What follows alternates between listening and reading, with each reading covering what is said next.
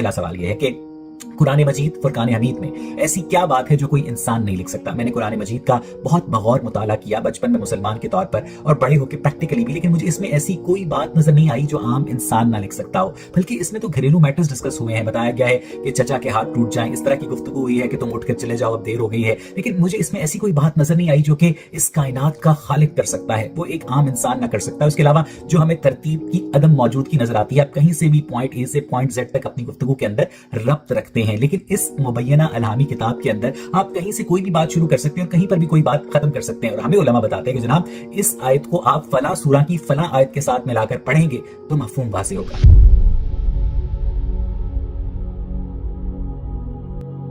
فلسافیکلی speaking آپ نے کون سی خالق کائنات کی ایسی کتاب پڑھی ہے جس سے آپ ایک معیار بنا سکتے ہیں کہ خالق کائنات کی کتاب تو ایسی ہی ہوگی، دیر فور قرآن ایسی نہیں ہے تو یہ خالق کائنات کی نہیں ہوگی؟ کوئی ایویڈنس، کوئی ریفرنس نہیں. چلیں، سوال آپ کا یہ کہ اس میں ایسی کون سی چیز ہے جو کوئی انسان نہیں لکھ سکتا؟ اس میں ساری ایسی چیزیں ہیں. یہی تو وجہ ہے کہ قرآن نے اپنی فالسیفیکیشن کا ٹیسٹ خود قرآن میں دیا ہے اور کئی صورتوں میں دیا ہے کہ اگر تم یہ سمجھتے ہو کہ یہ خالق کائنات کا کلام نہیں ہے تو تم ایسا کرو، اس جیسی ایک صورت لے آؤ. ہم اویس اقبال صاحب سے کہتے ہیں کہ آپ سورہ بقرہ والی سے احمد نہ کریں، سب سے چھوٹی صورت ہے نا، 3 آیات ہیں اس کی، 3 آیات پہ مشتمل ایک صورت لے کے آئیں، اپنی مرضی سے قرآن کی کسی بھی جگہ سے 3 جو آیات ہیں ان کو نکالیں، اپنی 3 آیات کو اس میں ڈالیں اور پھر ہم دیکھتے ہیں کہ کیا اس سے قرآن کا جو ایک ردمک میتھمیٹیکل سیمیٹریکل بیلنس ہے کیا وہ اسے ڈسٹرب ہوتا ہے یا نہیں ہوتا. اگر نہیں ہوتا تو ویسا آپ کی بات مان جائیں گے، اور اگر ہو جاتا ہے تو پھر ان کی جو فضولیات ہیں ان کا ہمارے پاس کوئی ہمیں وقت دینے کی ضرورت نہیں ہے. ہاں، ایک بات انہوں نے کہی اور آن گول کر دیا کہ تمہارے ہاتھ ٹوٹیں اور یہ وہ وغیرہ وغیرہ. Now this is where Quran is at its best. کہ جب یہ آیات آئی ہیں کہ ایک لائن مار دی گئی ابو لہب پہ کہ اس نے مسلمان نہیں ہونا، ان آیات کے تقریباً 10 سال کے بعد تک ابو لہب زندہ رہا. اس نے صرف ایک کام کرنا تھا اور وہ یہ کہ جھوٹ موٹ کے مسلمان ہو جاتا، قرآن کا دعویٰ غلط ثابت ہو جاتا، جو صحابہ تھے وہ اسلام چھوڑ دیتے، آخر میں یہ بھی چپکے سے نکل جاتا، بات ختم. لیکن قرآن نے اپنا سب کچھ داؤ پہ لگایا، یہ لوگوں کے سامنے اعلان کیا کہ یہ مسلمان نہیں ہوگا. That is the end of the story. اور یہ وہ بات ہے جس پہ کرسچن مشنری، ایک کا تو میں نے خود بیان سنا ہے کہ جب میں نے یہ آیات دیکھی اور میں نے ٹائم کیلکولیٹ کیا تو مجھے قرآن کی حقانیت کا اندازہ ہوا کہ کوئی کتاب اتنی صداقت کے ساتھ ایسی بات بیان نہیں کرتی کہ اگر وہ غلط ہی طریقے سے اسلام قبول کر لے تو سارے کا سارا مقدمہ ہی غلط ہو جاتا ہے. لیکن قرآن نے فیصلہ دے دیا اس سے نہیں کرنا، اس نے نہیں کیا. پہلے سوال میں یہ اون گول، ایک بات جناب نے اور فرمائی، آن گول کا ہم ذکر کر رہے ہیں کہ اس کے اندر جو ترتیب ہے کہ آپ کہیں سے موضوع ختم کر دیں، کہیں سے کر دیں. یس، دس از دا میریکل آف اٹ. اس کو کہا جاتا ہے پیس میل، کہ ایک ایسی کتاب جس کے مضامین مختلف عہدوں میں مختلف زمانوں میں اترے ہوں لیکن پھر بھی ان کے اندر ایک کنسسٹنسی پائی جاتی ہو، اسے مجموعی طور پہ کتاب کے طور پہ پڑھیں یا اس کے ایک حصے کے طور پہ پڑھیں. I'm not entirely sure کہ اویس صاحب نے یہ سوال کتاب جو قرآن ہے اس کی مخالفت میں اٹھایا ہے یا اصل میں اس کا جو معجزہ ہے اس کو ثابت کرنے کے لیے اٹھایا ہے.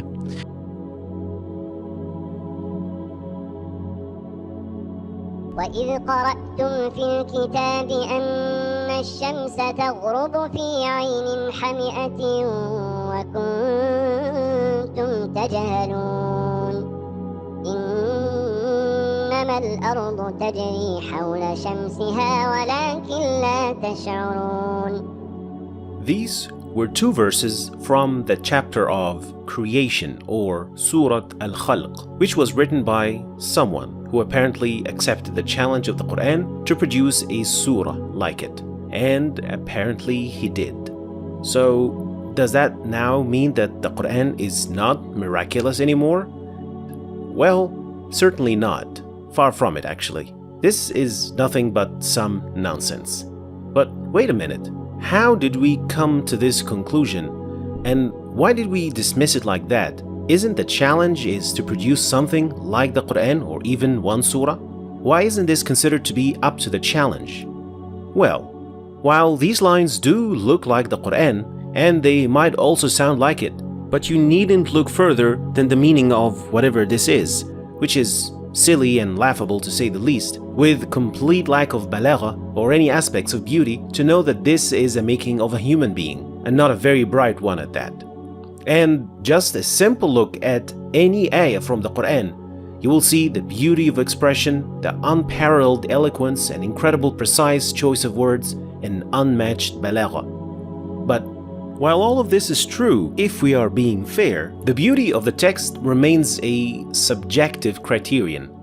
I mean, someone could look at the same ayah and claim, well, I don't really find it to be beautiful, or actually find the meaning of this to be more beautiful or as beautiful.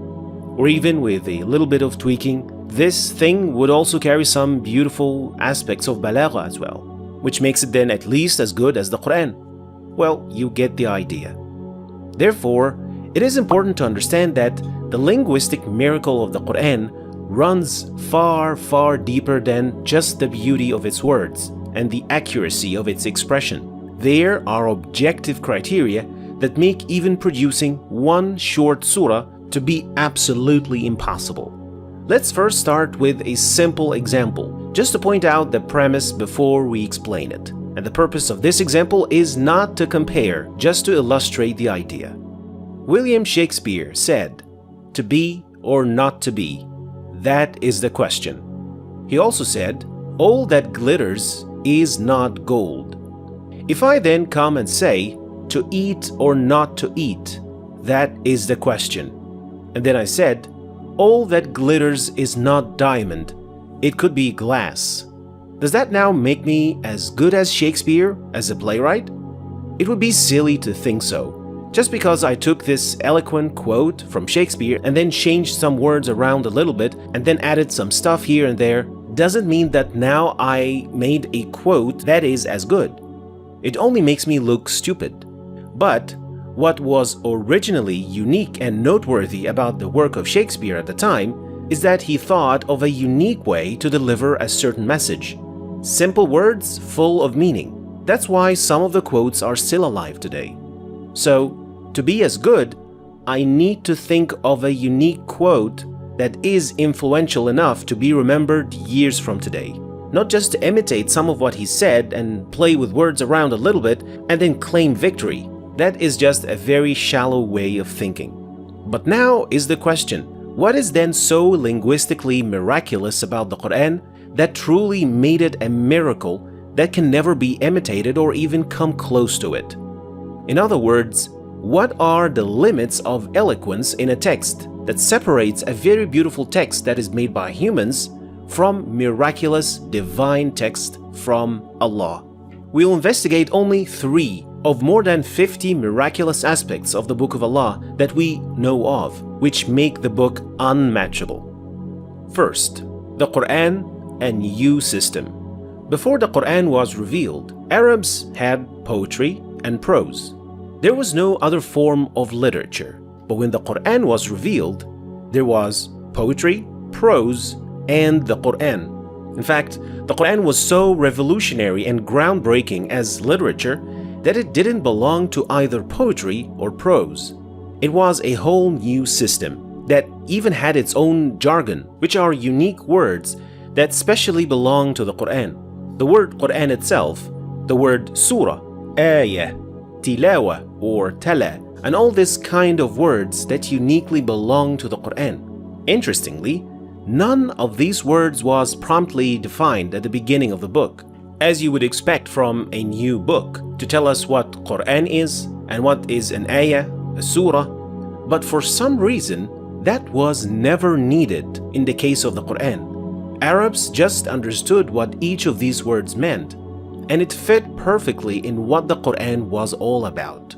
So, the first question for those who want to take up the challenge of the Qur'an: can you come up with a piece of work that is so significant and unique in itself that it would create a 4th branch here of literature? Can you do that? Second, a new branch of knowledge. The Qur'an came with a brand new branch of knowledge, tajweed. Tajweed is the way we should read the Qur'an. It is true that some aspects of tajweed were indeed part of how Arabs talked, like heavy, light letters, qalqala, iqlab. But Arabs didn't elongate words, which is using med. They didn't extend the ghunna of noon in certain situations. They didn't apply ikhfa as we would do when reading the Qur'an. These are just some of the unique features of the Qur'an that are applied on the Qur'an when read. And these rules have been passed down from the Prophet, peace and blessings be upon him, till this very day. So the second question now is, that surah you're thinking about making to look like the Qur'an, remember to also devise a new system with which you can read your surah, and it has to be a unique branch of knowledge. What comes next is even more miraculous. Third, novelty. The Qur'an was revealed in Arabic, so what can be new about it then? Well, this can be investigated in 3 categories. First, the Qur'an used words that Arabs knew and recognized, but they were used in new ways. And there was also completely new Arabic words that were derived from Arabic roots. And then there was also new expressions, or as we also say, language chunks. So these 3 types of new words, let's look at them one by one and understand what they mean. The first type, words like sultan, marad, yanzurun, aslama, tawalla, qum, al-ajr, al-ihsan, al-qiyamah, an-nar, and hundreds of other words. Arabs knew all of these words, but in the Qur'an, they were used in such a way that gave them a new dimension and a new meaning. But the most surprising part in all of that is that when they were used like that, Arabs were able to understand exactly what they meant. Take the word marad as an example.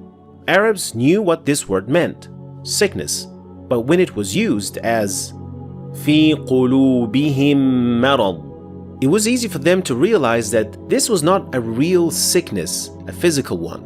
Sickness of the heart is doubt and affectation. And yet, when it was used in this context, it made perfect sense, and they directly understood what exactly it meant, without having to explain it or define what it means. Another example is the word qum, means to stand up, but when it was used in Surat al-Muddathir, qum fa'anzir, it was used with the meaning of to commence, but because of the way it was used in the ayah, it didn't need any explanation or introduction. Another example is the word sultan, which was known to Arabs as sultan or ruler, but its metaphorical use in the Qur'an gave it a new meaning, which is authority, and so many other examples that actually impacted how Arabs viewed these words. And we're not talking about just 1 or 2 words. We're talking about hundreds of words, which weren't only new and original in their use, but they were clear and unambiguous. And achieving this not just once, but many, many times, even within the same surah. This is truly miraculous. What about the second type? New words that were derived from Arabic roots. While these words did come from Arabic roots, the form of such words was still new to Arabs. But just like the previous type, these words didn't need any exposition or explanation. So for example, Arabs knew yura'i, but they didn't know ri'a. They knew ittaqa, but not at-taqwa. Ash-shukr was known to them, but not ash-shukur.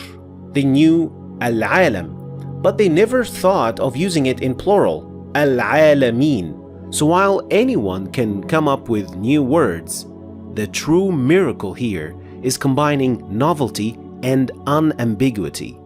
And not just once, but throughout the entire book. And readers were still able to understand the perfectly conveyed message. And if you're finding it difficult to understand how can something so new be so clear, that is exactly why it is called a miracle, and one of many reasons why it can't be replicated. But to really understand the scale of such miracle and challenge, the first full surah to be revealed was Al-Muddathir, which is made up of 256 words. This surah alone contains at least 84 new words. They are Arabic words, but Arabs either didn't use them in the same way or they were original words derived from Arabic roots. 84 words is about 1/3 of the 2-page surah. However, Arabs had no problem understanding what the Prophet, peace and blessings be upon him, recited to them, and could only say that this was nothing but magic. The Qur'an didn't only come with new words, but also new ways to say things and express them. And again, clarity perfectly combined with originality. Take, for example, Ar-Rahman Ar-Rahim. Arabs knew both words, but using them in this way, in this combination, that was never done before. Maliki Yawmiddin. The word Malik is owner, and Yawm means day. Arabs never used this combination in this way. How can you own a day, a piece of time? And yet, in its context, it made perfect sense what this was referring to. And every single surah contains a combination of all of these. Yet the result is clear, concise, and beautiful, all at the same time. And in case you're wondering how we were able to conclude which words and expressions were used by Arabs before the Qur'an and which were not, these conclusions were drawn based on comparisons with Arabic poetry, prose, and the speeches that they produced before Qur'an revelation. And so we could conclude which words, expressions, and phrases were used and how they were used before the revelation of the Qur'an.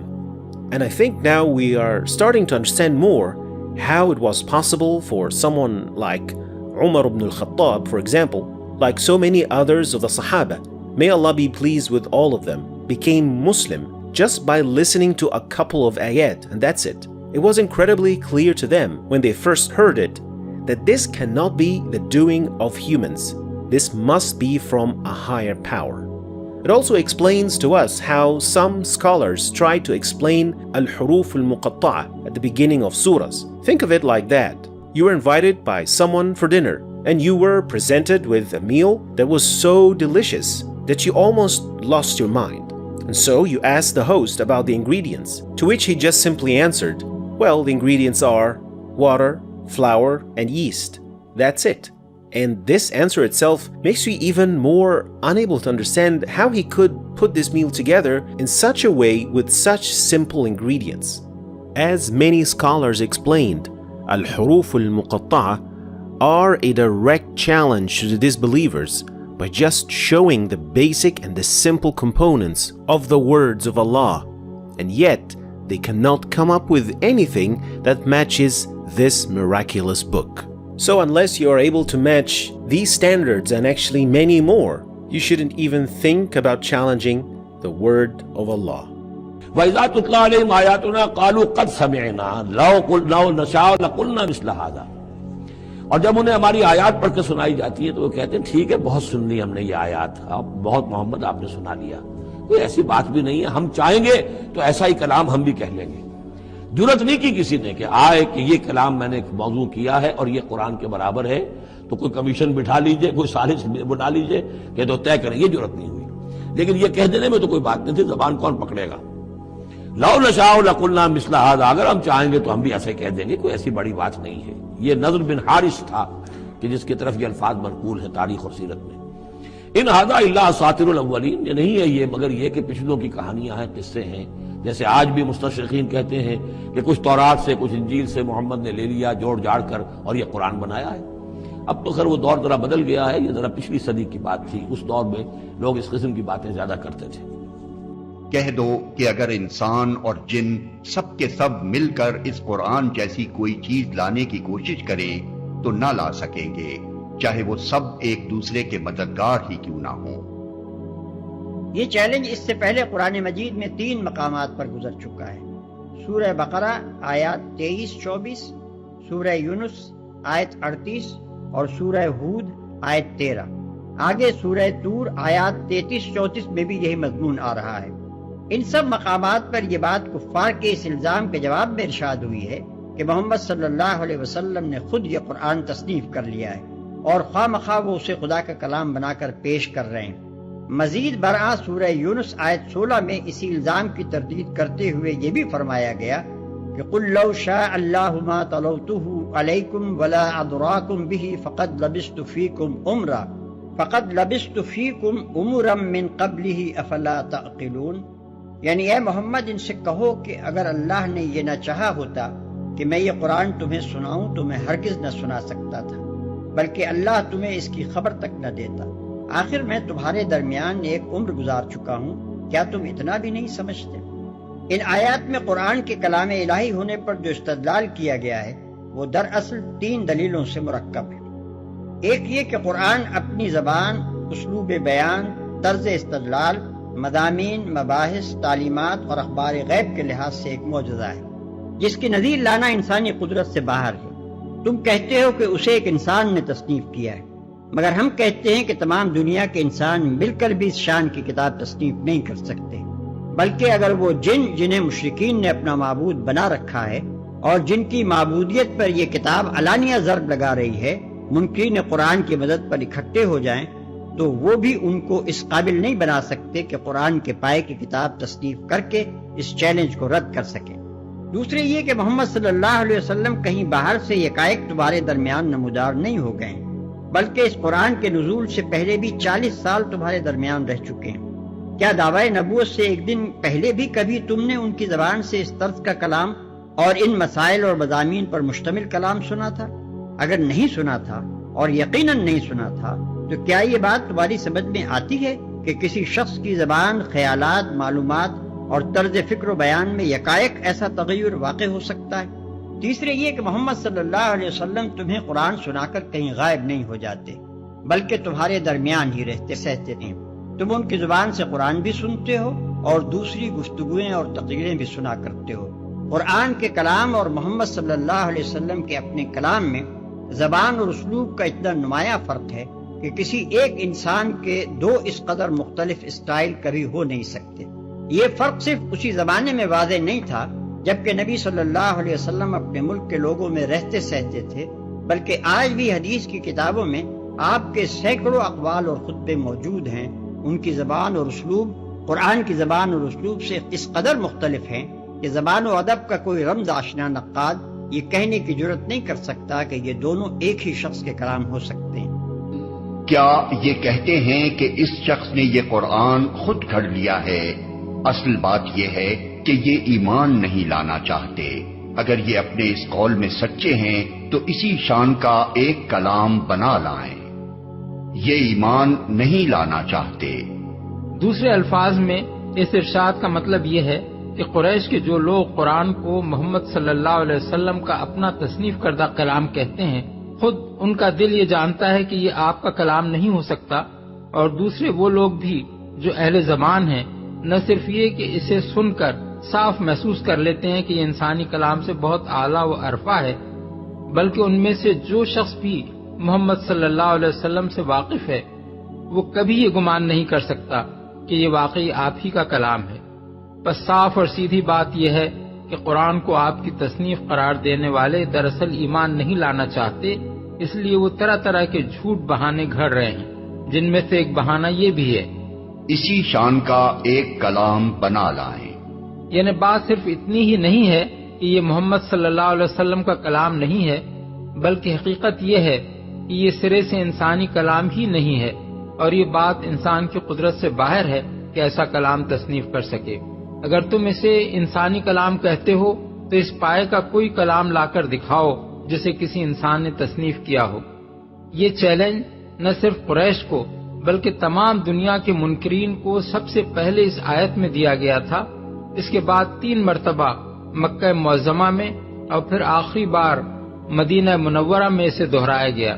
ملاحظہ ہو یونس آیت 38، ہود آیت 13، بنی اسرائیل آیت 88، البقرہ آیت 23، مگر کوئی اس کا جواب دینے کی نہ اس وقت ہمت کر سکا اور نہ اس کے بعد آج تک کسی کو یہ جرت ہوئی کہ قرآن کے مقابلے میں کسی انسانی تصنیف کو لے آئے۔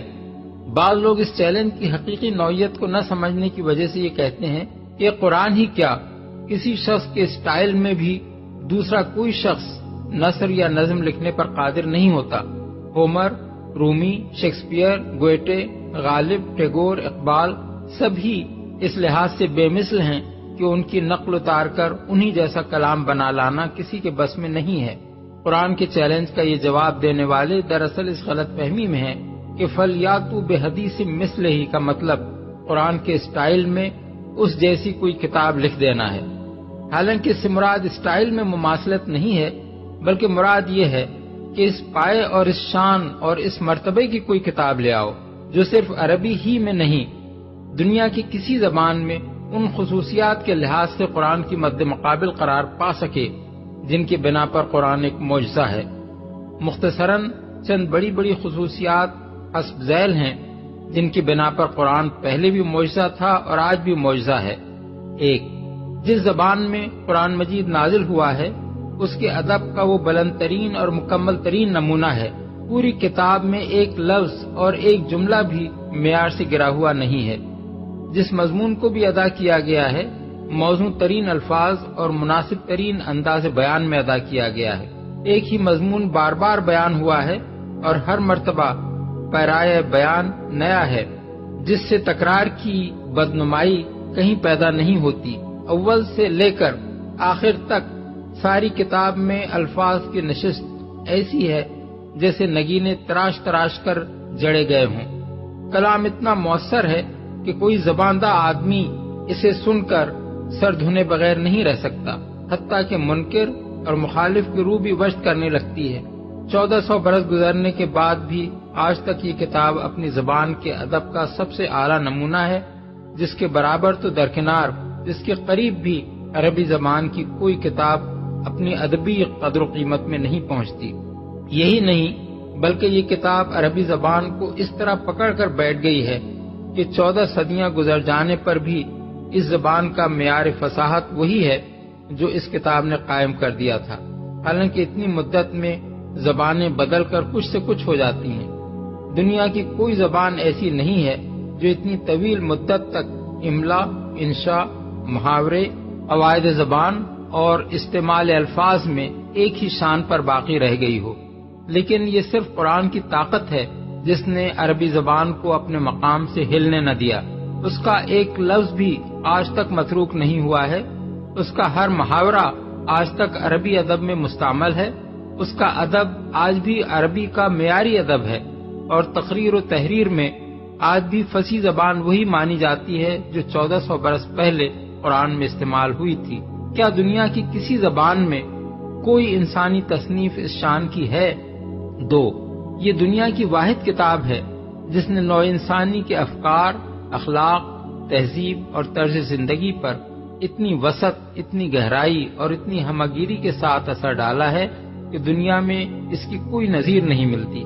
پہلے اس کی تاثیر نے ایک قوم کو بدلا اور پھر اس قوم نے اٹھ کر دنیا کے ایک بہت بڑے حصے کو بدل ڈالا۔ کوئی دوسری کتاب ایسی نہیں ہے جو اس قدر انقلاب انگیز ثابت ہوئی ہو۔ یہ کتاب صرف کاغذ کے صفحات پر لکھی نہیں رہ گئی ہے، بلکہ عمل کی دنیا میں اس کے ایک ایک لفظ نے خیالات کی تشکیل اور ایک مستقل تہذیب کی تعمیر کی ہے۔ 1400 برس سے اس کے ان اثرات کا سلسلہ جاری ہے اور روز بروز اس کے یہ اثرات پھیلتے چلے جا رہے ہیں۔ 3، جس موضوع سے یہ کتاب بحث کرتی ہے وہ ایک وسیع ترین موضوع ہے جس کا دائرہ ازل سے ابد تک پوری کائنات پر حاوی ہے۔ وہ کائنات کی حقیقت اور اس کے آغاز و انجام اور اس کے نظم و آئین پر کلام کرتی ہے۔ وہ بتاتی ہے کہ اس کائنات کا خالق اور ناظم و مدبر کون ہے، کیا اس کی صفات ہیں، کیا اس کے اختیارات ہیں، اور وہ حقیقت نفس الامری کیا ہے جس پر اس نے یہ پورا نظام عالم قائم کیا ہے۔ وہ اس جہان میں انسان کی حیثیت اور اس کا مقام ٹھیک ٹھیک مشخص کر کے بتاتی ہے کہ یہ اس کا فطری مقام ہے اور یہ اس کی پیدائشی حیثیت ہے جسے بدل دینے پر وہ قادر نہیں ہے۔ وہ بتاتی ہے کہ اس مقام اور اس حیثیت کے لحاظ سے انسان کے لیے فکر و عمل کا صحیح راستہ کیا ہے جو حقیقت سے پوری مطابقت رکھتا ہے، اور غلط راستے کیا ہیں جو حقیقت سے متصادم ہوتے ہیں۔ صحیح راستے کے صحیح ہونے اور غلط راستوں کے غلط ہونے پر وہ زمین و آسمان کی ایک ایک چیز سے، نظام کائنات کے ایک ایک گوشے سے، انسان کے اپنے نفس اور اس کے وجود سے، اور انسان کی اپنی تاریخ سے بے شمار دلائل پیش کرتی ہے۔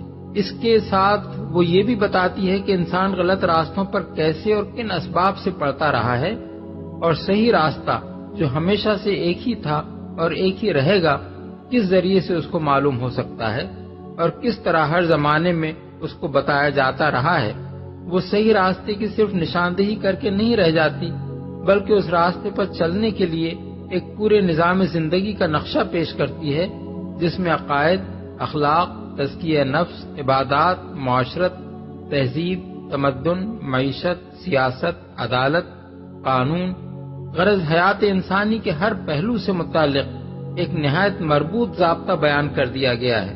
مزید برآں وہ پوری تفصیل کے ساتھ بتاتی ہے کہ اس صحیح راستے کی پیروی کرنے اور ان غلط راستوں پر چلنے کے کیا نتائج اس دنیا میں ہیں اور کیا نتائج دنیا کا موجودہ نظام ختم ہونے کے بعد ایک دوسرے عالم میں رونما ہونے والے ہیں۔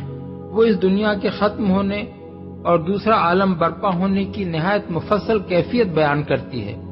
اس تغیر کے تمام مراحل ایک ایک کر کے بتاتی ہے، دوسرے عالم کا پورا نقشہ نگاہوں کے سامنے کھینچ دیتی ہے اور پھر بڑی وضاحت کے ساتھ بیان کرتی ہے کہ وہاں انسان کیسے ایک دوسری زندگی پائے گا، کس طرح اس کی دنیاوی زندگی کے اعمال کا محاسبہ ہوگا، کن امور کی اس سے باز پرس ہوگی، کیسی ناقابل انکار صورت میں اس کا پورا نامہ اعمال اس کے سامنے رکھ دیا جائے گا، کیسی زبردست شہادتیں اس کے ثبوت میں پیش کی جائیں گی، جزا اور سزا پانے والے کیوں جزا اور سزا پائیں گے، جزا پانے والوں کو کیسے انعامات ملیں گے اور سزا پانے والے کس کس شکل میں اپنے اعمال کے نتائج بھگتیں گے۔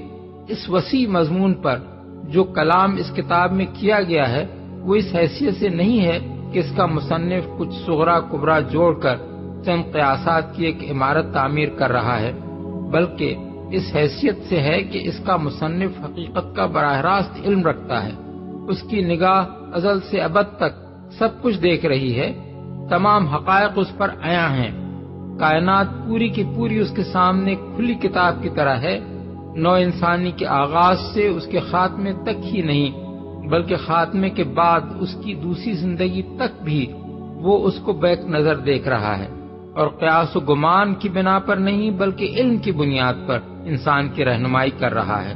جن حقائق کو علم کی حیثیت سے وہ پیش کرتا ہے ان میں سے کوئی ایک بھی آج تک غلط ثابت نہیں کیا جا سکا ہے۔ جو تصور کائنات و انسان وہ پیش کرتا ہے وہ تمام مظاہر اور واقعات کی مکمل توجیہ کرتا ہے اور ہر شعبہ علم میں تحقیق کی بنیاد بن سکتا ہے۔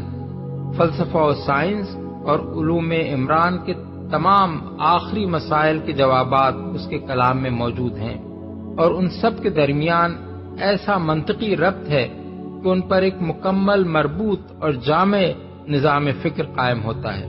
پھر عملی حیثیت سے جو رہنمائی اس نے زندگی کے ہر پہلو کے متعلق انسان کو دی ہے وہ صرف انتہائی معقول اور انتہائی پاکیزہ ہی نہیں ہے بلکہ 1400 سال سے روئے زمین کے مختلف گوشوں میں بے شمار انسان بالفعل اس کی پیروی کر رہے ہیں، اور تجربے نے اس کو بہترین ثابت کیا ہے۔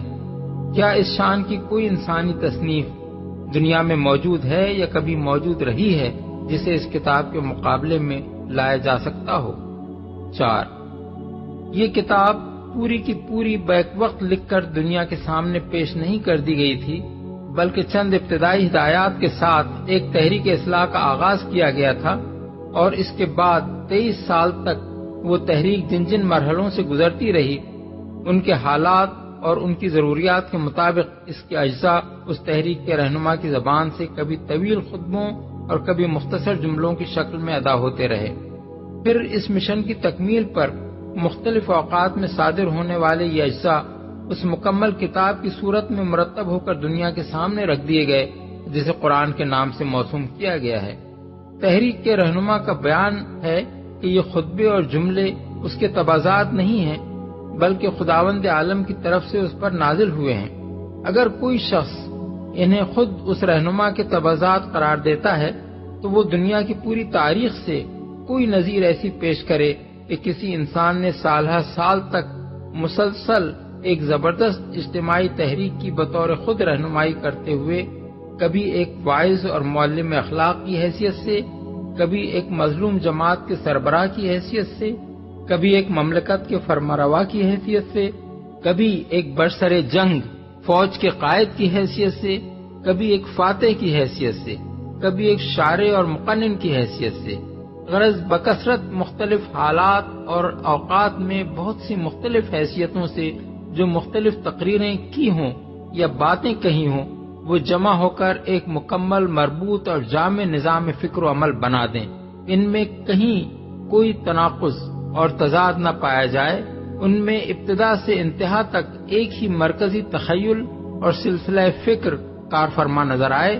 اس نے اول روز سے اپنی دعوت کی جو بنیاد بیان کی ہو، آخری دن تک اسی بنیاد پر وہ عقائد و اعمال کا ایک ایسا ہمگیر نظام بناتا چلا جائے جس کا ہر جز دوسرے اجزاء سے کامل مطابقت رکھتا ہو، اور اس مجموعے کو پڑھنے والا کوئی صاحب بصیرت آدمی یہ محسوس کیے بغیر نہ رہے کہ تحریک کا آغاز کرتے وقت اس کے محرک کے سامنے آخری مرحلے تک کا پورا نقشہ موجود تھا، اور ایسا کبھی نہیں ہوا کہ بیچ کے کسی مقام پر اس کے ذہن میں کوئی ایسا خیال آیا ہو جو پہلے اس پر منکشف نہ تھا یا جسے بعد میں اس کو بدلنا پڑا۔ اس شان کا کوئی انسان اگر کبھی گزرا ہو جس نے اپنے ذہن کی خلاقی کا یہ کمال دکھایا ہو تو اس کی نشاندہی کی جائے۔ 5. جس رہنما کی زبان پر یہ خطبے اور جملے جاری ہوئے تھے، وہ یکایک کسی گوشے سے نکل کر صرف ان کو سنانے کے لیے نہیں آ جاتا تھا اور انہیں سنانے کے بعد کہیں چلا نہیں جاتا تھا، وہ اس تحریک کے آغاز سے پہلے بھی انسانی معاشرے میں زندگی بسر کر چکا تھا، اور اس کے بعد بھی وہ زندگی کی آخری ساعت تک ہر وقت اسی معاشرے میں رہتا تھا۔ اس کی گفتگو اور تقریروں کی زبان اور طرز بیان سے لوگ بخوبی آشنا تھے۔ احادیث میں ان کا ایک بڑا حصہ اب بھی محفوظ ہے، جسے بعد کے عربی داں لوگ پڑھ کر خود بآسانی دیکھ سکتے ہیں کہ اس رہنما کا اپنا طرز کلام کیا تھا۔ اس کے ہم زبان لوگ اس وقت بھی صاف محسوس کرتے تھے، اور آج بھی عربی زبان کے جاننے والے یہ محسوس کرتے ہیں کہ اس کتاب کی زبان اور اس کا اسٹائل اس رہنما کی زبان اور اس کے اسٹائل سے بہت مختلف ہے، حتیٰ کہ جہاں اس کے کسی خطبے کے بیچ میں اس کتاب کی کوئی عبارت آ جاتی ہے تو وہاں دونوں کی زبان کا فرق بالکل نمایاں نظر آتا ہے۔ سوال یہ ہے کہ کیا دنیا میں کوئی انسان کبھی اس بات پر قادر ہوا ہے یا ہو سکتا ہے کہ سالہ سال تک دو قطعی مختلف اسٹائلوں میں کلام کرنے کا تکلف نبھاتا چلا جائے اور کبھی یہ راز فاش نہ ہو سکے کہ یہ دو الگ اسٹائل دراصل ایک ہی شخص کے ہیں؟ عارضی اور وقتی طور پر اس قسم کے تصنع میں کامیاب ہو جانا تو ممکن ہے، لیکن مسلسل 23 سال تک ایسا ہونا کسی طرح ممکن نہیں ہے کہ ایک شخص جب خدا کی طرف سے آئی ہوئی وحی کے طور پر کلام کرے تو اس کی زبان اور اسٹائل کچھ ہو، اور جب خود اپنی طرف سے گفتگو یا تقریر کرے تو اس کی زبان اور اس کا اسٹائل بالکل ہی کچھ اور ہو۔ 6. وہ رہنما اس تحریک کی قیادت کے دوران میں مختلف حالات سے دوچار ہوتا رہا۔ کبھی برسوں وہ اپنے ہم وطنوں اور اپنے قبیلے والوں کی تضحیک، توہین اور سخت ظلم و ستم کا نشانہ بنا رہا، کبھی اس کے ساتھیوں پر اس قدر تشدد کیا گیا کہ وہ ملک چھوڑ کر نکل جانے پر مجبور ہو گئے، کبھی دشمنوں نے اس کے قتل کی سازشیں کی، کبھی خود اسے اپنے وطن سے ہجرت کرنی پڑی، کبھی اس کو انتہائی اسرت اور فاقہ کشی کی زندگی گزارنی پڑی، کبھی اسے پہم لڑائیوں سے سابقہ پیش آیا جن میں شکست اور فتح دونوں ہی ہوتی رہیں، کبھی وہ دشمنوں پر غالب آیا اور وہی دشمن جنہوں نے اس پر ظلم توڑے تھے اس کے سامنے سرنگوں نظر آئے، کبھی اسے وہ اقتدار نصیب ہوا جو کم ہی کسی کو نصیب ہوتا ہے۔ ان تمام حالات میں ایک انسان کے جذبات ظاہر ہے کہ یکساں نہیں رہ سکتے۔ اس رہنما نے ان مختلف مواقع پر خود اپنی ذاتی حیثیت میں جب کبھی کلام کیا، اس میں ان جذبات کا اثر نمایاں نظر آتا ہے جو ایسے مواقع پر انسان کے دل میں پیدا ہوتے ہیں، لیکن خدا کی طرف سے آئی ہوئی وحی کے طور پر ان مختلف حالات میں جو کلام اس کی زبان سے سنا گیا وہ انسانی جذبات سے بالکل خالی ہے۔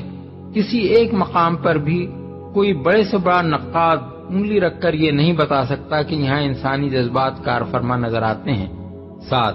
جو وسیع اور جامع علم اس کتاب میں پایا جاتا ہے وہ اس زمانے کے اہل عرب اور اہل روم و یونان و ایران تو درکنار اس 20ویں صدی کے اکابر اہل علم میں سے بھی کسی کے پاس نہیں ہے۔ آج حالت یہ ہے کہ فلسفہ و سائنس اور علوم عمران کی کسی ایک شاخ کے مطالعے میں اپنی عمر کھپا دینے کے بعد آدمی کو پتہ چلتا ہے کہ اس شعبہ علم کے آخری مسائل کیا ہیں، اور پھر جب وہ غیر نگاہ سے قرآن کو دیکھتا ہے تو اسے معلوم ہوتا ہے کہ اس کتاب میں ان مسائل کا ایک واضح جواب موجود ہے۔ یہ معاملہ کسی ایک علم تک محدود نہیں ہے، بلکہ ان تمام علوم کے باب میں صحیح ہے جو کائنات اور انسان سے کوئی تعلق رکھتے ہیں۔ کیسے باور کیا جا سکتا ہے کہ 1400 برس پہلے ریگستان عرب میں ایک امی کو علم کے ہر گوشے پر اتنی وسیع نظر حاصل تھی اور اس نے ہر بنیادی مسئلے پر غور و خوض کر کے اس کا ایک صاف اور قطعی جواب سوچ لیا تھا۔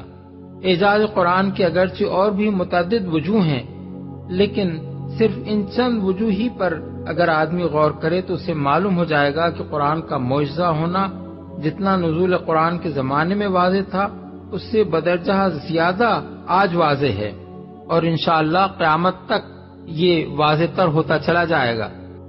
ام یقولون افترا، کیا ان کا کہنا یہ ہے کہ حضور نے یہ خود گھڑ لیا ہے، محمد نے یہ خود جو ہے موضوع کر لیا ہے کلام، یہ قرآن ان کی تصنیف ہے؟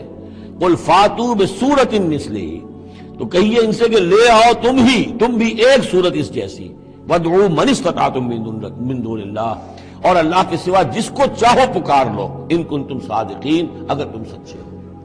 یہ چیلنج سورہ بقرہ میں بھی آیا تھا اور یہاں بھی آیا ہے، بلکہ کہنا یہ چاہیے یہاں بھی آیا ہے اور پھر سورہ بقرہ میں بھی آئے گا۔ یہ تو یوں سمجھیے کہ مکی صورتوں میں آخری مرتبہ یہ چیلنج سورہ یونس میں ہے۔ اس سے ذرا اور جو ہے ہلکا چیلنج وہ اس سے آگے سورہ ہود میں آ جائے گا کہ 10 صورتیں بنا کے لے آؤ۔ یہ گویا کہ برسبیل تنزل آخری درجے میں ایک صورت ہی بنا کر لے آؤ۔ اب آیا ہے رسالت کا معاملہ، وَإِن كُنتُمْ فِي رَيْبٍ مِّمَّا نَزَّلْنَا عَلَىٰ عَبْدِنَا، اگر تمہیں رسالت محمدی پر شک ہے صلی اللہ علیہ وسلم، اس کے کیا معنی ہے؟ کہ تمہیں اس قرآن کے بارے میں شک ہے جو ہم نے اپنے بندے پر نازل کیا ہے، اگر ہے شک فی الواقع، وَإِن كُنتُمْ فِي رَيْبٍ، اگر تمہیں واقعاً شک ہے مما نزلنا علی عبدنا، اس پر جو ہم نے اپنے بندے پر نازل فرمایا ہے، فاتوا بسورۃ من مثلہ، تو لے آؤ اس جیسی ایک ہی صورت۔ یہ ہم کل پوری تفصیل سے دیکھ چکے ہیں کہ برسبیل تنزل یہاں پہنچے ہیں۔ پہلے 2 آیتیں میں نے آپ کو سنائی تھی جس میں پورے قرآن کی مثال لانے کا چیلنج کیا گیا، پھر ایک آیت سنائی جس میں 10 صورتیں ہی لے آؤ۔ اب آخری درجے میں ایک صورت ہی بنا گا، اور ایک صورت تو سورۃ العصر کے مساوی بھی ہو سکتی تھی، سورۃ الکوثر کے مساوی بھی ہو سکتی تھی۔ وَادْعُوا شُهَدَاءَكُم مِّن دُونِ اللَّهِ إِن كُنتُمْ صَادِقِينَ، اور بلا لو اپنے سارے مددگاروں کو اللہ کے سوا، جن ہوں انس ہوں، اس لیے کہ قریش کا خیال یہ تھا کہ جو شعراء ہوتے ہیں ان کے پاس جن ہوتے ہیں، وہ جن انہیں سکھاتے ہیں، ورنہ عام آدمی تو یہ شعر نہیں کہہ سکتا۔ تو تمہارا اگر کوئی گمان ہے کوئی جنات سکھانے والے ہیں، کوئی انسان ہے، خطیب ہے، شعراء ہے، ادیب، سب کو جمع کرو۔ ان کنتم صادقین، اب یہ ہے بہت ہی، اس کو میں نے کل کہا تھا، آپ کو یاد ہوگا، قرآن کا انداز کیا ہوتا ہے کہ وہ اپنے اندر جھانکنے کی دعوت دیتا ہے۔ یہ گویا کہ آنکھوں میں آنکھیں ڈال کر یہ کہا جا رہا ہے کہ حقیقت میں تمہیں کوئی شک نہیں ہے، یہ تم بات بنا رہے ہو صرف، اگر واقعی شک ہے تو آؤ میدان میں، حقیقت یہ ہے کہ تمہیں شک نہیں ہے، اگر تم سچے ہو فاتوا بسورۃ من مثلہ، تو اس جیسی ایک ہی صورت بنا لاؤ۔ ام یقولون افترا، کیا ان کا کہنا یہ ہے کہ یہ قرآن جو ہے محمد نے خود گھڑ لیا ہے؟ قل فاتوا بعشر سور مثلہ مفتریات، اب یہ ہے وہ چیلنج جو دوسرے نمبر پر دیا گیا۔ پہلا چیلنج تھا کہ تم پورے قرآن جیسی کوئی کتاب بنا کر لاؤ، وہ آگے چل کر آئے گا سورہ بنی اسرائیل میں اور دوسری صورتوں میں۔ اس سے نیچے اتر کر اچھا 10 صورتیں بنا کے لے آؤ، اس سے نیچے پر سبیل تنزل ایک صورت، اس ایک صورت کی بات سورہ یونس میں بھی آ چکی ہے اور سورہ بقرہ میں بھی ہے، یہاں وہ 10 والا معاملہ ہے۔ قل فاتوا بعشر سور مثلہ مفتریات، تو ان سے کہیے کہ اچھا اگر ایسا ہی ایک قرآن گھڑا جا سکتا ہے اور انسان کی قوت اور قدرت میں ہے کہ ایسی کتاب تصنیف کر لے، تو تم 10 صورتیں تم بھی اس کی تصنیف کر کے لے آؤ۔ وَادْعُوا مَنِ اسْتَطَعْتُم مِّن دُونِ اللَّهِ إِن كُنتُمْ صَادِقِينَ، اور جن کو بھی تم بلا سکو اللہ کے سوا بلا لو مدد کے لیے اگر تم سچے ہو۔ اللہ نے بہترین کلام اتارا ہے ایک ایسی کتاب جس کے تمام اجزا ہم رنگ ہیں اور جس میں بار بار مضامین دہرائے گئے ہیں۔ اسے سن کر ان لوگوں کے رونگٹے کھڑے ہو جاتے ہیں جو اپنے رب سے ڈرنے والے ہیں، اور پھر ان کے جسم اور ان کے دل نرم ہو کر اللہ کے ذکر کی طرف راغب ہو جاتے ہیں۔ یہ اللہ کی ہدایت ہے جس سے وہ راہ راست پر لے آتا ہے جسے چاہتا ہے، اور جسے اللہ ہدایت نہ دے اس کے لیے پھر کوئی ہادی نہیں ہے۔ یعنی ان میں کوئی تضاد اور اختلاف نہیں ہے، پوری کتاب اول سے لے کر آخر تک ایک ہی مدعا ہے، ایک ہی عقیدہ اور ایک ہی نظام فکر و عمل پیش کرتی ہے۔ اس کا ہر جز دوسرے جز کی اور ہر مضمون دوسرے مضمون کی تصدیق و تائید اور توضیح و تشریح کرتا ہے، اور معنی و بیان دونوں کے لحاظ سے اس میں کامل یکسانی پائی جاتی ہے۔ میرے ایک دوست نے بات بھی کی تو انہوں نے وہ بار بار ایک چیلنج بہت ٹھوک کے کہتے ہیں کہ جو قرآن شریف ہے وہ کلام اللہ نہیں ہے، مطلب ایشور کی اللہ کی وانی نہیں ہے، تو اس کے کہتے ہیں یہ میرا چیلنج ہے قیامت تک آپ ثابت کر دو، اور اس کی دلیل میں وہ کہتے ہیں کہ قرآن شریف کی سب سے پہلی جو آیت ہے بسم اللہ الرحمن الرحیم، اور دوسری ایک جو دلیل دیتے ہیں ریفرنس دیتے ہیں کہ سورہ فاتحہ جسے ہم الحمد شریف کہتے ہیں، تو بسم اللہ الرحمن الرحیم میں کہتے ہیں کہ بھائی اللہ کے نام سے شروع کرتا ہوں، تو اللہ کس اللہ کے نام سے شروع کرنے کو کہہ رہے ہیں۔ پھر ایک جگہ کہہ رہے ہیں سورہ فاتحہ میں کہ اہدنا الصراط المستقیم، یہ اللہ مجھے سیدھے راستے پہ چلا، یہ اس راستے میں جس میں تو نے انعام فرمایا، تو اللہ ہی اللہ کو کہہ رہے ہیں کہ مجھے سیدھے راستے پہ چلا۔ تو یہ دلیل دے کے کہتے ہیں کہ یہ جو کتاب ہے جسے قرآن کو آپ کلام اللہ کہتے ہو، اللہ کی وانی کہتے ہو، یہ اللہ کی وانی نہیں ہے بلکہ رسول اللہ صلی اللہ علیہ وسلم نے اور ان کے صحابہ نے لکھی ہے۔ تو اس پہ آپ کیا کہو گے؟ دیکھیے ایسا ہے کہ یہ یاد رکھیے کہ اسلام کے خلاف جو اعتراضات کرتے ہیں، اور جتنے بھی اعتراضات آج تک ہوئے ہیں ہسٹری میں، وہ دو طرح کے لوگ کرتے ہیں۔ یا تو وہ جاہل ہیں، ان کو پتہ نہیں ہے، اپنی جہالت کی وجہ سے اعتراض کرتے ہیں، اور مجھے خود حیرت ہوئی کہ کچھ سوالات میں نے بھی دیکھے ہیں جن پنڈت جی کا آپ نے حوالہ دیا، میں ان کے اعتراضات کو سن کر میرے چہرے پر مسکراہٹ ہی آئی، چونکہ اس طرح کے اعتراضات بچے تو کر سکتے ہیں، لیکن ایک بوڑھے سے، اور جو اپنے آپ کا یہ بھی دعویٰ کرتا ہو کہ میں امام بھی رہا اور پڑھا بھی اور میں فلاں ہوں، تو اس سے جو ہے یہ توقع نہیں کی جا سکتی تھی۔ تو یا تو آدمی جہالت کی وجہ سے کرتا ہے اعتراض، یا پھر وہ جھوٹ بولتا ہے، تیسرا کوئی آپشن نہیں ہے، یا تو آپ جھوٹے ہیں یا آپ جاہل ہیں۔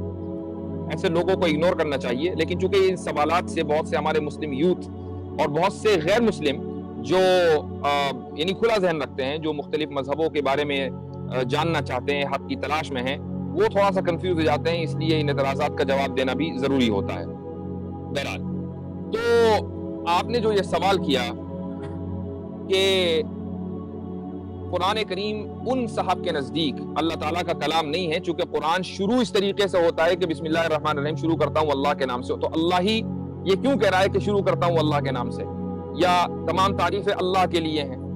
ٹھیک ہے، یہ اس طرح ہونا چاہیے تھا کہ تمام تعریفیں میرے لیے ہیں، غالباً یہی ان کے کہنے کا مقصد ہے۔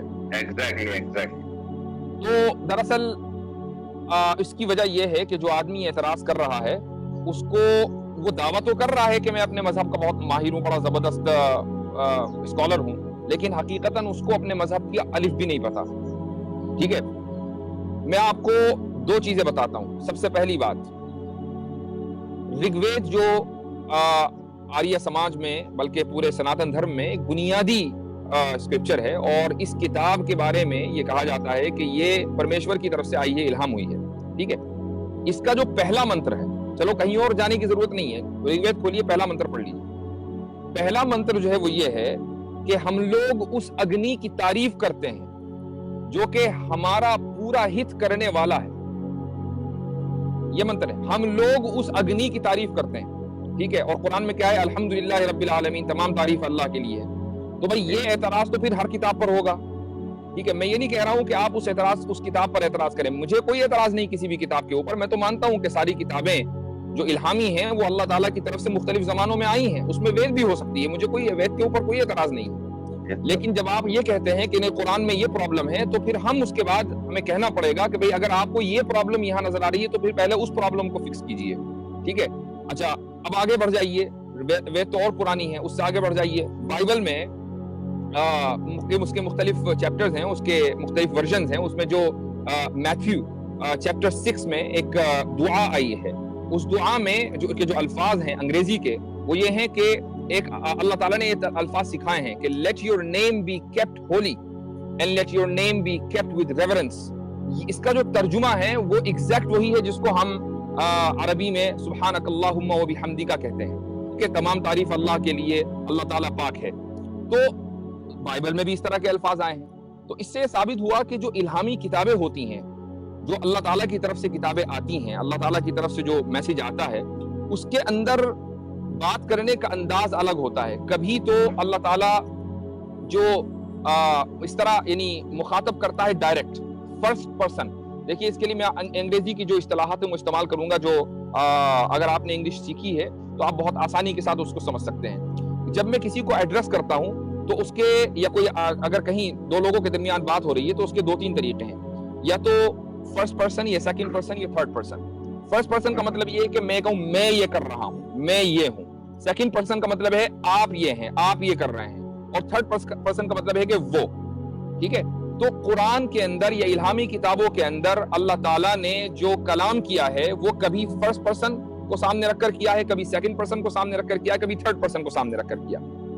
مثال قرآن کریم میں ان تینوں چیزوں کا استعمال ہوا ہے، تینوں طریقوں سے آیا ہے. فرسٹ پرسن میں، اللہ سبحانہ و تعالیٰ فرماتے ایک آیت میں انی انا اللہ، میں ہی اللہ ہوں اور میرے سوا کوئی معبود نہیں، انی انا اللہ. ٹھیک ہے، یہ تو فرسٹ پرسن. اس کے بعد اللہ سبحانہ و تعالیٰ نے سیکنڈ پرسن کا استعمال کیا. قرآن کریم میں ایک جگہ ہے لا الہ الا انت سبحانک انی کنت من الظالمین، کہ اللہ تیرے علاوہ کوئی معبود نہیں، سبحانک تو پاک ہے، انی کنت من الظالمین میں ہی ظلم کرنے والوں میں سے تھا، تو پاک ہے. ٹھیک ہے، یہ سیکنڈ پرسن ہے. تھرڈ پرسن هو اللہ الذی لا الہ الا هو، اللہ ہی ہے کہ جس کے علاوہ کوئی معبود نہیں. ٹھیک ہے. تو تینوں طریقے سے اس میں استعمال ہوا ہے. اچھا، جہاں پر سیکنڈ پرسن کا استعمال ہوتا ہے، یعنی جہاں یعنی ایڈریس ہوتا ہے کہ تو، وہاں پر مقصد ہوتا ہے تعلیم دینا، کہ اللہ سبحانہ و تعالیٰ بندوں کو تعلیم دینا چاہتا ہے کہ اس طریقے سے تم اپنے معبود کو پکارو، اس طریقے سے تم اپنے معبود کی عبادت کرو. تو قرآن کریم میں سورہ فاتحہ میں اللہ سبحانہ و تعالیٰ نے جو اس طریقے جو انداز اختیار کیا ہے، الحمدللہ رب العالمین، تمام تعریف اللہ کے لیے ہیں، یا اسی کے بعد آگے چل کر ایاک نعبد و ایاک نستعین. تو یہ جو سیکنڈ پرسن ہے یہ اس لیے ہے سورہ فاتحہ میں تاکہ بندوں کو اللہ سبحانہ و تعالیٰ یہ بتائے کہ اس طریقے سے تم اپنے معبود کو، اس طریقے سے تم مجھے پکارو. تو قرآن کریم صرف یہ نہیں ہے کہ میں کیا، یہ اللہ سبحانہ و تعالیٰ صرف فرسٹ پرسن ہمیشہ فرسٹ پرسن سے خطاب کرے یا ایڈریس کرے لوگوں کو، بلکہ اس کے اندر فرسٹ پرسن بھی ہے، سیکنڈ پرسن بھی ہے، تھرڈ پرسن سے بھی خطاب ہے. اور یہ صرف قرآن کریم کا اسلوب نہیں ہے، بلکہ جتنی بھی آسمانی کتابیں ہیں سب کے اندر یہ اسلوب اور یہ میتھڈ ملتا ہے. تو یہ تعلیم کی وجہ سے ہے. اب اگر کوئی آدمی اس طرح کا اعتراض کرتا ہے تو اس کا مطلب یہ ہے کہ اس کو کتابوں کا، آسمانی کتابوں کا جو انداز ہے اس کا کچھ پتہ وتا نہیں ہے. وہ ویسے ہی اپنا یوٹیوب کھول کر بیٹھ گیا، اس نے 2-4 ویڈیو بنا دی، لوگوں نے سوچا کہ بھئی یہ تو بڑا زبردست اعتراض ہو رہا ہے، اور وہ ہٹ ہو گیا. حضرت میرے 2 سوال ہیں. پہلا سوال یہ ہے، ہمیشہ جو یہ کرسچن لوگ اور یہ باقی لوگ جو ایکس مسلمس ہیں یہ ہمیشہ ایک اسلام پہ اعتراض اٹھاتے رہتے ہیں حضرت، کہ وہ یہ مانتے ہیں کہ جو قرآن ہے نعوذ باللہ من ذالک، یہ کہتے ہیں کہ یہ کاپی ہے، جو کاپی کیا گیا ہے باقی اسکرپچر سے، جیسے انجیل اسکرپچر سے اور بائبل سے. حضرت اس بارے میں تھوڑا سا وضاحت کیجیے. اس کا جواب پہلے بھی بارہا دیا جا چکا ہے کہ کرسچنوں میں ایک مرتد ہے، یعنی جو اسلام چھوڑ کر گیا ہے، اس کا نام فادی عبداللہ ہے. اس نے ایک کتاب لکھی ہے، اس کتاب کا نام ہے، عربی میں لکھی، اس کے بعد انگلش میں اس کا ترجمہ ہوا. عربی میں اس کا نام ہے حل القرآن معصوم، کیا قرآن معصوم ہے. اس میں پورا ایک چیپٹر اس بات کے اوپر ہے کہ دیکھو قرآن نے بائبل سے الگ انفارمیشن دی. بائبل تو یہ کہہ رہی ہے، قرآن کچھ اور کہہ رہا ہے. اس کا اعتراض ہی اس پر ہے. تو ابھی تک کہ یہ طے ہی نہیں کر پائے ہیں کہ اعتراض کون سا کریں، کاپی والا کریں کہ مخالفت والا کریں. پہلے یہ طے کر لیں. قرآن یہ دعویٰ کرتا ہے کہ اللہ سبحانہ و تعالیٰ نے اس کتاب کو نازل کیا مصدقا لما بین یدیہ، اس سے پہلے جو کتابیں ہیں ان کی تصدیق کرنے کے لیے. تو جو واقعات پہلے آ چکے، حضرت موسیٰ کا، حضرت یوسف کا، حضرت عیسیٰ کا، حضرت نوح کا، حضرت ابراہیم علیہ الصلوۃ والتسلیم کے، وہ واقعات جو مثلا پرانی کتابوں میں ہیں، تو قرآن کریم نے اگر وہ واقعات کو ڈسٹورٹ نہیں کیا گیا تو قرآن کریم نے بھی ان واقعات کو ذکر کیا ہے. اس کو آپ یہ نہیں کہیں گے کہ یہ کاپی کیا ہے. میں ایک مثال دیتا ہوں ہمیشہ. مان لیجئے میں ایک آتھر ہوں اور میں نے 5 کتابیں لکھی ہیں اور ان 5 کتابوں میں میں نے ایک ہی واقعہ جگہ جگہ نقل کیا ہے, تو آپ یہ کہیں گے کہ میں نے کاپی مار لی؟ بھائی جب آتھر ہی میں تو میں اس واقعے کو ایک کتاب میں لکھوں کہ 5 کتاب میں لکھوں اور ایک کتاب میں 10 جگہ لکھوں؟ آپ یہ تو کہہ سکتے ہیں کہ بھائی اتنی مرتبہ لکھنے کا کیا ضرورت ہے, سمجھ میں آ گیا ہمیں, لیکن آپ یہ نہیں کہہ سکتے کہ میں نے پلیجرزم کیا ہے, چونکہ پلیجرزم کرنے کے لیے سورس دوسرا ہونا چاہیے. جب ان ساری کتابوں کا جو آسمان سے آئی ہیں, جو حضرت جبریل علیہ الصلوۃ والسلام کے واسطے سے انبیاء کو ملی ہے, سب کا سورس ایک ہی ہے, خدا ہے, تو پھر کاپی کا کیا مطلب ہے؟ ہاں, ہمارا اعتراض اس پر ہے کہ جو ان لوگوں کے پاس کتابیں ہیں وہ ڈسٹورٹڈ ہیں, اور ہمارے پاس جو کتابیں ہیں قرآن کریم وہ ڈسٹورٹڈ نہیں ہے بلکہ پریزروڈ ہے. اور کوشچن یہاں یہ ہونا چاہیے, کاپی کرنا نہ کرنا, یہ تو آپ گویا کہ جو لوگ یہ اعتراض کر رہے ہیں وہ یہ مان رہے ہیں, وہ یہ ہمارے اوپر یہ الزام دھر رہے ہیں کہ ہم تورات اور انجیل اور زبور اور دوسری کتابوں کے سورس کو الگ سمجھتے ہیں اور قرآن کے سورس کو الگ سمجھتے ہیں. یہ آپ نے ہم پر اسٹرا مین کر دیا, جبکہ ہم ان کے سورس کو ایک ہی سمجھتے ہیں, تو کاپی ہونے کا کوئی مطلب ہی نہیں ہے. اچھا, میں یہاں پر ایک اور بھی بات کہنا چاہتا ہوں, اور خود اگر یہ بات جو ہے جو لوگ غور کرنے والے ہیں ان سے میں ایک سوال کروں گا. ارے بھائی, قرآن میں ایسا کیا خاص نیا ہے جو کہ انسان نہیں جانتا تھا؟ مجھے بتائیے, ایسا کیا خاص نیا ہے جو کہ انسان نہیں جانتا تھا؟ کون سی ایسی خاص بات ہے بھی؟ یہ جو میں دلیل دینے جا رہا ہوں یہ اس بات پر ہے کہ یہ قرآن جو ہے وہ ایک اعلیٰ ترین ذہانت کا کلام ہے.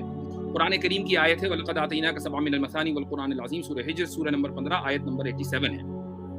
اس میں کہا گیا کہ ہم نے آپ کو 7 من المثانی دی, اور 7 من المثانی کے معنی سے مراد ہے سورہ فاتحہ, یعنی جس کے اندر 7 آیتیں ہیں جو بار بار پڑھی جاتی ہیں.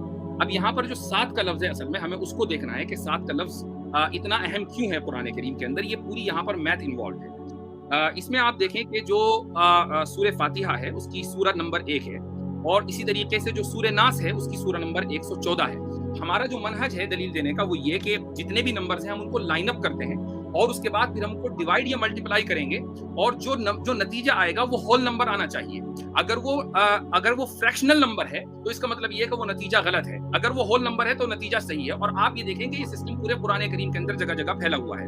تو مثال کے طور پر سورہ نمبر 1 اور اسی طریقے سے سورہ نمبر 114, جب ہم نے دونوں کو لائن اپ کیا تو آپ کا سامنے نمبر آ گیا 1141. اگر آپ اس کو ڈیوائڈ کریں گے 7 سے تو 163 نمبر ہول نمبر آتا ہے. اسی طریقے سے اگر آپ 1 + 4 + 1 + 1 یہ ایکول ہو گیا 7, یہاں پر بھی یعنی اگر آپ 1141 کو پلس کے ساتھ کرتے ہیں, جمع کرتے ہیں, تب بھی 7 ہی نکل کر آتا ہے, اور 7 من المثانی قرآن کریم کے اندر کہا گیا ہے. اسی طریقے سے آگے چلتے ہیں, قرآن کریم کی جو صورتیں ہیں وہ 114 ہیں. قرآن کریم کے نازل ہونے کا جو زمانہ ہے وہ 23 سال ہے. اگر آپ دونوں کو ملائیں گے تو 23 114, اگر آپ ڈیوائڈ کریں گے 7 سے تو ہول نمبر آتا ہے 3302. اسی طریقے سے اسی نمبر کو آپ الٹا پڑھنا چاہیں تو الٹا بھی پڑھ سکتے ہیں, 41132, اور ڈیوائڈ کریں گے 7 سے تو بھی ایکول ہول نمبر آتا ہے 5876. آگے چلتے ہیں, اگلی جو سلائیڈ ہے وہ یہ ہے کہ ٹوٹل جو آیات ہیں قرآن کریم کی ہمارے مصحف میں وہ ہیں 6236. قرآن کے نازل ہونے کا جو زمانہ ہے وہ 23 سال ہے. جب آپ ان دونوں کو ملاتے ہیں 23,236,236, آپ ڈیوائڈ کریں گے 7 سے تو ہول نمبر آتا ہے. آپ اس کو الٹا کر دیں 632632, آپ ڈیوائڈ کریں گے 7 سے تو ہول نمبر آتا ہے. اس سے یہ ثابت ہوا کہ اگر قرآن کریم میں ایک آیت بھی کم یا زیادہ ہوتی, مثال کے طور پر اگر نمبر جو ہے 236236 کا نہ ہو کر 236237 ہوتا, آپ اس کو 7 سے ڈیوائڈ کر دیں تو ایکول نمبر نہ, ہول نمبر نہ آتا بلکہ فریکشنل نمبر آتا. اس سے یہ ثابت ہوا کہ قرآن کریم کی ایک آیت محفوظ ہے, اور یہ 7 کا جو سسٹم ہے وہ ہر جگہ کام کر رہا ہے. آگے چلتے ہیں اگلی سلائیڈ کے اوپر, سلائیڈ نمبر 6. ٹوٹل آیات قرآن کی 6236 ہیں, صورتیں 114 ہیں. جو ٹوٹل نمبر نکلتا ہے وہ 114 1146236 ڈیوائڈ بائی 7 ہول نمبر آتا ہے. اسی کو آپ الٹا کر دیں 6326,411 ڈیوائڈ کرتے ہیں 7 سے ہول نمبر آتا ہے. اسی کو آپ 11,46236 کو آپ اگر پلس کریں گے 6 + 3 + 2 + 6 + 4 + 1 + 1 23 نمبر آتا ہے, جو 23 سال ہے قرآن کریم کے نازل ہونے کا زمانہ. اسی طریقے سے اگلی سلائیڈ کے اوپر چلتا ہوں میں, یہ ہے سلائیڈ نمبر 7. اس میں آپ یہ دیکھیں کہ قرآن کا جو پہلا لفظ ہے جو قرآن میں لکھا ہوا ہے وہ بسم اللہ, اور آخری لفظ ہے وہ ہے الناس. بسم پورے قرآن میں 22 مرتبہ آیا, اور آخری لفظ جو الناس ہے وہ 241 مرتبہ آیا, 24122. اگر آپ اس کو ڈیوائڈ کریں گے 7 سے تو یہ 3446 ہول نمبر نکلتا ہے. اسی طریقے سے آپ آگے چلیں, यहाँ पर स्लाइड नंबर 8 कुरान करीम का जो पहला नाजिल होने वाला कलीमा है वो इकरा है, 3 मरतबा नाजिल हुआ, आखिरी 3 मरतबा आया। कुरान करीम का आखिरी जो नाजिल होने वाला कलीमा है ला युज़लमून है, जो पूरे कुरान में 15 मरतबा आया, और हर मरतबा ला युज़लमून आया, युज़लमून नहीं आया। यह कुरान की ये दलील है कि कुरान जुल्म को पसंद नहीं करता है। ये अगर आप टोटल करेंगे 315, अगर आप इसको डिवाइड करेंगे 7 से तो 45 रिजल्ट आता है। तो इसी अब अगर आप पहला रिजल्ट यानी पिछला जो रिजल्ट है 3 4 4 6 और इसी तरीके से इस स्लाइड का रिजल्ट 45 3 4 4 6 और 45 दोनों नंबरों को अगर आप साथ जोड़ दें और डिवाइड करें 7 से तो भी टोटल आपके पास होल नंबर आता है। अब आगे बढ़ते हैं स्लाइड नंबर 9 में सूरह फातिहा सूरत नंबर 1 उसके अंदर आयात हैं 7, सूरह नास सूरह नंबर 114 उसके अंदर आयात हैं 6, तो टोटल नंबर बनता है वो है 611471 डिवाइडेड बाय 7 होल नंबर आता है 87353। इसी तरीके से आप आगे चलें स्लाइड नंबर 15 सूरह फातिहा में आयत नंबर 1 सूरह फातिहा सूरत नंबर 1 है, आयत नंबर 7 आयत 7 है, उसमें कलिमात 131 हैं और उसके अंदर हुरूफ 139 है। इसी तरीके से आप उसको सूरह नास से मिलाइए कि 114 सूरत नंबर है, आयत उसके अंदर 6 है, कलिमात उसके अंदर 31 है 21 हैं और हुरूफ उसके अंदर जो है वो 80 हैं। ये टोटल नंबर बनता है 8021611413933171 डिवाइडेड बाय 7, ये होल नंबर निकल कर आता है। अगर कुरान करीम में एक हर्फ और एक लफ्ज का भी इजाफा होता तो होल नंबर नहीं आता, फ्रैक्शनल नंबर आता। ये दरअसल दलील है।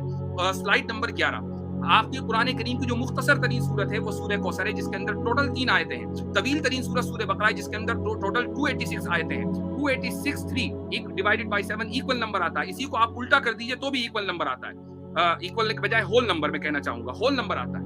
इसी तरीके से स्लाइड नंबर 12 में आपके सामने 3 नंबर नजर आ रहे हैं 18 77 19 19 सूरतें ऐसी हैं जिसके अंदर आया सिंगल डिजिट में है, 77 सूरतें ऐसी हैं जिनके अंदर आया 2 डिजिट में है, 18 सूरतें ऐसी हैं जिनके अंदर आया 3 डिजिट में है। इनका जो टोटल नंबर है 18 17 19 इसको डिवाइड करेंगे आप 7 से तो होल नंबर आता है। अगर मान लीजिए 19 सूरतों के बजाय 18 सूरतें होती ऐसी या 21 सूरतें होती तो कभी भी होल नंबर नहीं आ सकता था, फ्रैक्शनल नंबर आता। अब आप देख लें कुरान करीम की जो आयत है वलक़द आतैना का सबअम मिनल मसानी वल कुरान अज़ीम के जिसके तहत ये 7 सिस्टम की बात हो रही है। मैं समझता हूँ कि बात थोड़ा लंबी हो गई, ये दलील बहुत लंबी है और मैं इसमें आगे तक जा सकता हूँ। मेरा मुतालबा ये है कि कुरान करीम जिस जमाने में नाजिल हुआ उस जमाने में सुपर कंप्यूटर नहीं था। कुरान करीम के 114 चैप्टर हैं जो इस पूरे न्यूमेरिकल निजाम के ऊपर जो 7 का निजाम है उसके ऊपर कायम है, और एक अदद और है वो है 19 का अलैहा 19 2 अदद के ऊपर कायम है। आप अगर कुरान करीम के चैलेंज को एक्सेप्ट करना चाहते हैं तो आप कोई ऐसा कलाम लेकर आए जिसमें 114 चैप्टर हो और इसी तरीके से वो किसी न्यूमेरिकल सिस्टम पर कायम हो, 7 हो 8 हो 10 हो 12 हो 19 हो। कंप्यूटर की मदद आप न लें और वो कलाम अपनी बलागत की इंतहा पर पहुंचा हुआ हो, अपनी फसाहत की इंतहा पर पहुंचा हुआ हो, सच्चाई में और हिदायत के अंदर अपने मौजू पर हो। अगर ऐसा कलाम आप लेकर आते हैं तो कहा जा सकता है कि आपने कुरान के चैलेंज को एक्सेप्ट कर लिया। लेकिन अगर आप ऐसा कलाम नहीं ला सकते हैं तो कुरान का आप चैलेंज को एक्सेप्ट करना भूल जाएं।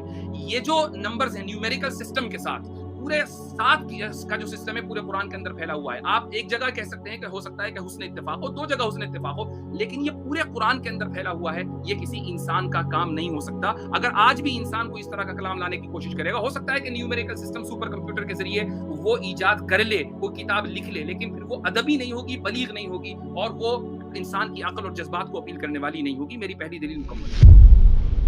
The arrangement of the Qur'an is one of many reasons why Muslims believe that it could only have come from God. In fact, modern research has discovered a remarkable structure in the Qur'an known as ring composition. To demonstrate this, let's analyze the second chapter of the Qur'an known as Al-Baqarah, the cow. This chapter consists of a total of 286 verses. The entire chapter can be divided into 9 groups based on theme. The first group of verses talk about faith and unbelief. This mirrors the theme of the last group of verses. The second group covers God's creation and knowledge. This again mirrors the second to the last group's theme. The third group discusses the law given to the Israelites, which mirrors the giving of law to the Muslims in the 7th group. The fourth group relates to the test of Abraham, a mirror of the test of Muslims in the 6th group. The middle group, the 5th group, is the central theme of the entire chapter, the change in direction of the Muslim prayer. We have made you believers a middle nation, so that you may bear witness to the truth before others. We only made the direction the one you used to face in order to distinguish those who follow the messenger from those who turn on their heels. This turning point was the change in direction of the daily prayers from Jerusalem to Mecca, which represented a big test for the believers. We find the mention of this important turning point in exactly the middle of the chapter, the 143rd verse. Moreover, this verse even contains the word middle. Together, these 9 groups form a giant ring composition. As you can see, ring composition is structured as a sort of circle, with the central meaning placed at the center. You can think of it in terms of a mirror, so ring composition is the equivalent of putting a mirror in the middle. What is mentioned in the first half will be reflected in the second half.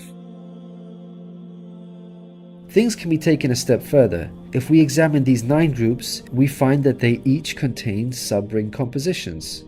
So what we have is rings within rings. For example, here is the 8th group with the theme of God's creation and knowledge. We can see that the beginning and the end both have the themes of giving and charity, and the central theme of God's power and knowledge is placed in the middle. Things can be taken further still. This sub-ring contains yet another ring within itself. This is the 255th verse known as Ayat al-Kursi, the verse of the throne. Just like the chapter which contains it, the verse of the throne can be divided into 9 groups based on theme. The first and 9th parts each mention God's personal names. The 2nd and 8th parts both state that God never tires. The 3rd and 7th parts describe that God owns everything in the heavens and the earth. The 4th and 6th parts make it clear that God has total control over us and we are dependent on Him. Notice that the middle of this verse mentions before and after, which could be yet another allusion to the mirroring of ring composition. It's worth highlighting that not only does the verse of the throne contain its own ring composition, but it is also positioned as a sub-ring within 2 larger rings, a concentric ring composition. We can see that this chapter of the Qur'an is marvelously designed, being precisely and tightly arranged according to the principles of ring composition. This precision in arrangement is in fact astonishing when we consider the timing of the revelation of these verses. To appreciate this, let's consider the analogy of building construction. Imagine you had the task of building a house. Rather than waiting until you receive all of the materials and then drawing up a carefully thought out design plan, you instead decide to proceed without complete knowledge of the constituent parts, constructing it piecemeal, adding to it bit by bit as and when you receive the individual materials. What are the chances that this approach will result in a well-constructed house? Unlike an organized approach where each part is placed in its best possible position according to a design plan, instead you have a situation where it seems each part is placed arbitrarily, depending on the order in which the parts were received. In such circumstances, you would most likely end up with a very poorly designed house, liable to collapse at any time. It is highly unlikely, perhaps even impossible, that this disorganized approach would end up with the same stunningly designed house as an organized approach. Yet this is exactly what we find with the Qur'an's structure. The builder in our example is the Prophet Muhammad, peace be upon him. The house that he began to build since its first verses were revealed to him is the Qur'an. The rooms and bricks in our construction example are its chapters and verses. He can never have a design plan in place for the Qur'an because the revelation of many of its verses depended on events that were out of his control, such as the social developments and challenges that he faced throughout his prophethood. For example, believers would come up to him and question him on a particular matter, or his enemies would challenge him. The responses in the form of revelation would then descend on him, addressing the specific situation that he was facing. How could Muhammad have devised such an intricate plan when he could not predict the events that would dictate the revelation of verses? Such an arrangement would have to be planned in advance, but this was not possible due to these events being out of his control. What this demonstrates is that the author was someone who could predict the future. Possessing knowledge of the unseen is a quality of God, not human beings. Some critics may point out that books prior to the Qur'an had this literary style and therefore we cannot use this as an evidence for the Qur'an's divine origin. However, comparing the Qur'an to other books is like comparing night and day for many reasons. Firstly, Prophet Muhammad, peace be upon him, was not a poet, nor did he have any literary reputation. In fact, like many people at the time, he could not read or write. Secondly, most people would assume that the Qur'an is arranged chronologically, starting with the first revealed verse and ending with the final revealed verse. This is the order in which books are typically written, in a logical sequence starting with the beginning, then the middle, and finally the end. But the way the Qur'an was composed is unlike any other book. Al-Baqarah, the chapter of the Qur'an that we have covered, was not revealed starting with verse 1, followed by verse 2, then 3, and so on. Rather, its verses were revealed out of sequence over a span of many years and interspaced with the revelation of verses from other chapters. The Qur'an's unusual manner of revelation makes implementing ring composition much more difficult than conventional books. Thirdly, conventional books follow an editorial process by undergoing multiple stages of editing, which allows the author to gradually refine the text over time. However, the Qur'an did not undergo an editorial process. Prophet Muhammad, peace be upon him, would place the verses in their positions as soon as they were revealed to him. With each new verse, he would not go off and review what had been previously revealed to see where he can position them in order to maintain a ring structure.